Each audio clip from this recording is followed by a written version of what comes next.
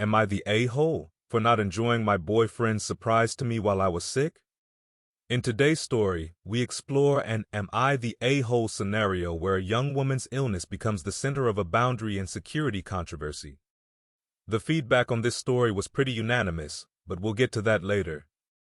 Right now, it's story time.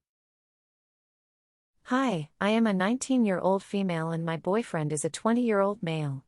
The past couple of weeks, I've been extremely sick and haven't felt like leaving the house or doing anything. This sucks for me because nobody likes to be sick, but I am a busybody and being bedridden is awful. I also haven't seen my boyfriend in a while, and he keeps asking me when I will see him. I tell him I want to wait until I'm at least not running fevers because I wouldn't want to pass anything to him. Especially because he has little siblings and a baby sister, and I would feel awful if I got them sick. He's very persistent, though, and keeps saying how much he misses me and wants to see me. He texts me multiple times a day asking to come over, and I keep telling him not yet, especially because my fevers are up in the 104 range. Yesterday, both my parents were at work, so it was just me at home. I've been in and out of sleep because I've been sick, so I was asleep most of the day yesterday. Mind you, my boyfriend works Monday through Friday, so in no way did I expect this. Around 2 p.m., I'm woken up to someone rubbing my back. Before opening my eyes, I think it's my father home on his lunch. Nope, it's my boyfriend. I'm very shocked at first and ask him what he is doing here.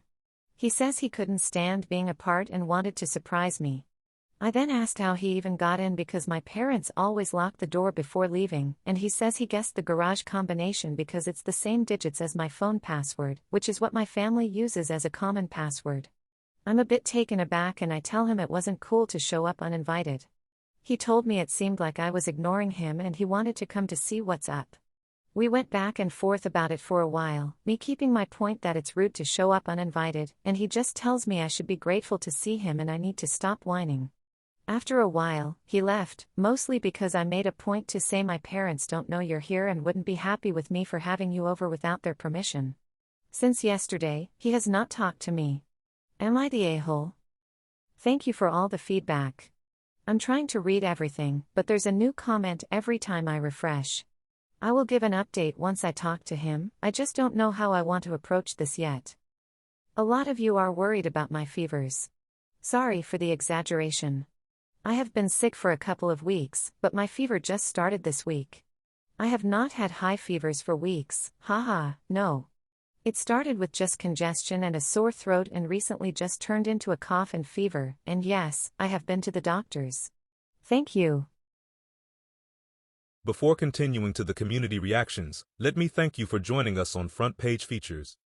If you enjoy what we are sharing with you, please click the like button and subscribe to our channel so we can continue to bring you more stories. It's an easy gesture that will help us tremendously. Now, let's continue. That was a short but not so sweet story. How did the community respond? Well, it was pretty unanimous with almost 100% of the comments saying that the OP is not the a-hole. The commenter's advice on leaving the relationship is clear and emphatic, reflecting a consensus that the protagonist should distance herself from her boyfriend due to his actions. Here are some example comments that illustrate this support for ending the relationship. User 1. This whole post has more red flags than a communist parade. With a touch of political humor, this comment doesn't mince words. It's a bold statement on just how boundary-crossing the boyfriend's actions were, making it clear that entering the house uninvited is a big no-no. User 2. Run. And don't forget to change your passwords and locks while you're at it.